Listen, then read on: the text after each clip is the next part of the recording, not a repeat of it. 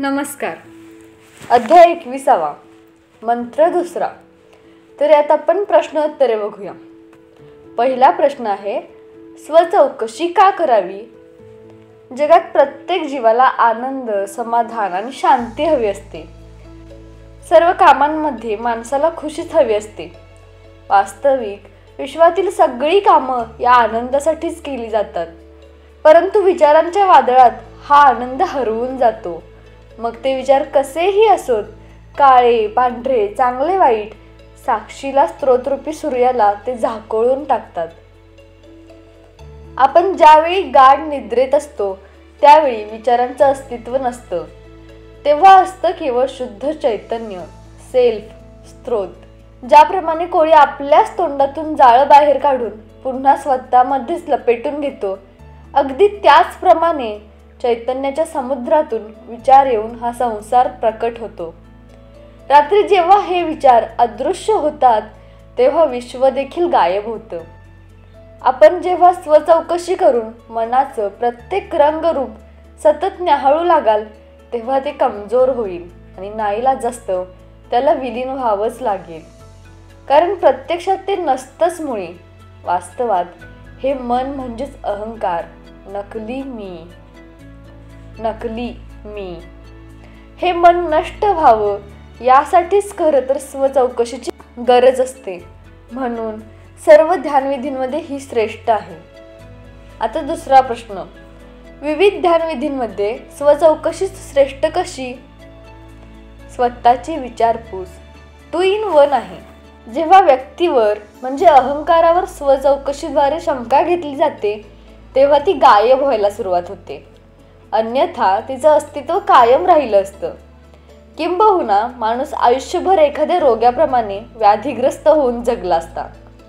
समजा भारत मातेचं एक चित्र काढलं आणि तिचं दर्शन व्हावं यासाठी मंदिरही बांधलं आणि त्यानंतर भारत मातेचं दर्शन कधी होईल असा विचार करत तो माणूस तिथेच बसून राहिला तर आपण त्याला काय म्हणाल? तुम्ही त्याला समजावून सांगाल, अरे भारत माता नावाची कोणतीही देवी नाही. तिचं चित्र तर मनात केवळ देशभक्ती जागावी यासाठी बनवलं गेलंय. जी मुलं अजून खूप लहान आहेत, जे कहाणी चित्रांशिवाय काही समजू शकत नाहीत, अशांसाठी ते तयार केलं गेलंय. अशा प्रकारे विचारपूस करताच जीवनात चमत्कार सुरू होतात. मग माणूस विचार करतो, अरे ज्ञान प्राप्त करणं इतकं सहज आहे तर, आणि तेही केवळ स्वचौकशी करून ही गोष्ट इतकी सहज शक्य कशी? कारण तुम्हाला जे मिळवायचं आहे ते तर आधीपासूनच उपलब्ध आहे. अशा प्रकारे विचारपूस सुरू करताच नकली गोष्ट गायब होऊ लागते. कोण व्याकुळ आहे असं विचारून अंतरंगात डोकावताच केवळ शून्य, ब्लँक, रितेपणा जाणवतो. मग पुन्हा विचार येतो, मी खूप त्रस्त आहे. त्यावर जर लगेच विचारलं, कोण त्रस्त आहे, तर थोड्या वेळाने या गोष्टीचं स्मरण होईल आणि सभोवताली घडणाऱ्या घटना म्हणजे स्वचौकशीसाठी संधीच ठरतील. जसं भूक लागली आहे तर कोणाला लागली आहे असं विचारायचं. अशा प्रकारे निरंतरतेने प्रत्येक घटनेत विचारत राहिल्याने आपला दुप्पट फायदा होतो. एकतर एकाग्रता वाढते, कारण आपलं मन अंतरंगात स्थिर होत असतं, आणि दुसरं म्हणजे स्वची जाण येते, बोध प्राप्त होतो. अन्यथा लोक आज ज्या काही साधना करत आहेत त्याने केवळ एकाग्रता वाढते. ते लोक अर्धा तास बसतात, श्वासाकडे पाहतात आणि उठल्यानंतर त्यांना त्यांची एकाग्रता वाढलेली आढळते. हे ध्यान जर असंच करत राहिलात तर एकाग्रता निश्चितच वाढेल, पण तुम्ही स्ववर पोहोचणार नाही. स्वचौकशीने दोन्ही कार्य एकत्रच होतात. एकाग्रताही वाढते आणि स्वतःचा बोध होतो, ते वेगळंच. अशी ही स्वचौकशी 2 in 1 दुहेरी फायदा देणारी आहे. आता तिसरा प्रश्न, या मनाला शांत करण्याचे अन्य उपाय नाहीत का? मन शांत करणं एक पाऊल आहे, ध्येय नव्हे. मन शांत झाल्यानंतर जी समज प्रगल्भ व्हायला हवी ती जर झाली नाही तर या स्वचौकशीचा काय फायदा? इतर पद्धती अंगीकारल्याने ही समज प्राप्त होत नाही.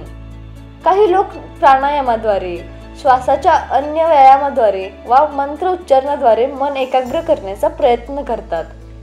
त्यावेळी मन शांत झालं असं तात्पुरतं त्यांना वाटतं, पण पुन्हा तेच मन कार्यरत होऊन शंका कुशंकांनी त्रस्त करून सोडतं. कुणी जर 2 श्वासामध्ये मनाला एकाग्र केलं तरी मन शांत होतं. श्वासाबरोबर आपलं मनही थांबलं आहे असं वाटू लागतं. परंतु गाढ निद्रेतही श्वास चालू असला तरी मन शांत होतं किंवा नाहीस होतं. म्हणूनच श्वास चालू आहे तोवरच आपण स्त्रोतावर पोहोचणं केव्हाही श्रेयस्कर आणि स्वचौकशीने हे सहज साध्य होतं. 4था प्रश्न, स्वचौकशीद्वारे मन विलीन का होतं? आता याचं उत्तर, आपण ज्यावेळी विचारता कोण मरणार आहे, कोण जगतंय, तेव्हा मन अंतरंगात जाण्यास विवश होतं. नव्हे, त्याला जावंच लागतं आणि अंतर्यामी आहे परम मौन. त्या मौनात होतो मनाचा मृत्यू. अंतरंगात गेल्यानंतर प्रथमच आपल्याला जाणवतं मन नावाची कुठली गोष्ट नाहीच, आणि जी नाही तीच आपल्याला किती त्रासदायक ठरते. आहे ना आश्चर्य? 5वा प्रश्न, मग मन म्हणजे नेमकं काय? मन म्हणजे केवळ विचारांचं गाठोडं. सर्व विचार आपल्या बुद्धीत, मेमरीत उत्पन्न होतात, ज्याला आपण मनाचं अस्तित्व समजतो. हे सगळे विचार समुद्रातील लाटांप्रमाणे असतात. लाटा जेव्हा समुद्रात विलीन होतात तेव्हा समुद्र शांत होतो. त्याचप्रमाणे आपले विचार मान्यतेतून मुक्त होऊन त्या परम मौनात अंतरात्म्यात एकरूप होतात. तेव्हा मनाचा मृत्यू होतो. त्यानंतर कायम राहतं ते शांतीचंच साम्राज्य. धन्यवाद.